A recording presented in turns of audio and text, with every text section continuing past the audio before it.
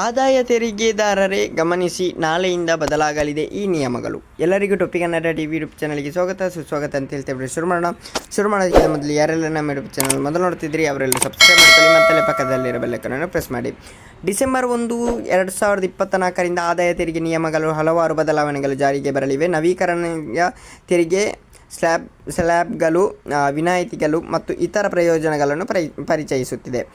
ಮೂಲ ತೆರಿಗೆಗೆ ವಿನಾಯಿತಿ ಮಿತಿಯನ್ನು 2.5 ಲಕ್ಷ ರೂಪಾಯಿಗಳಿಂದ 3 ಲಕ್ಷಕ್ಕೆ ಹೆಚ್ಚಿಸಲಾಗಿದೆ. ಆದಾಯ ತೆರಿಗೆಗೆ ಕಾಯ್ದೆಯ ಸೆಕ್ಷನ್ 87 ಎ ಅಡಿಯಲ್ಲಿ ತೆರಿಗೆದಾರರಿಗೆ ವಿನಾಯಿತಿ ಮಿತಿಯನ್ನು 7 ಲಕ್ಷ ರುಗೆ ಹೆಚ್ಚಿಸಲಾಗಿದೆ.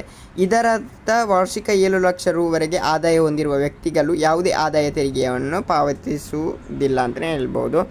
2024-25 ಹಣಕಾಸು ವರ್ಷಕ್ಕೆ ಪರಿಷ್ಕೃತ ತೆರಿಗೆ ಸ್ಲ್ಯಾಬ್ಗಳು. ಹೊಸ ತೆರಿಗೆ ಆಡಳಿತವು ದರಗಳನ್ನು ಒಳಗೊಂಡಿದೆ. 3 ಲಕ್ಷದಿಂದ 6 ಲಕ್ಷವರೆಗೆ 5%, 6 ಲಕ್ಷದಿಂದ 9 ಲಕ್ಷದವರೆಗೆ 10%, 9 ಲಕ್ಷದಿಂದ 12 ಲಕ್ಷದವರೆಗೆ 15%, 15 ಲಕ್ಷದಿಂದ 12 ಲಕ್ಷದಿಂದ 15 ಲಕ್ಷದವರೆಗೆ 20%, 15 ಲಕ್ಷಕ್ಕಿಂತ ಹೆಚ್ಚು 30% ಅಂತಲೇ ಹೇಳ್ಬೋದು.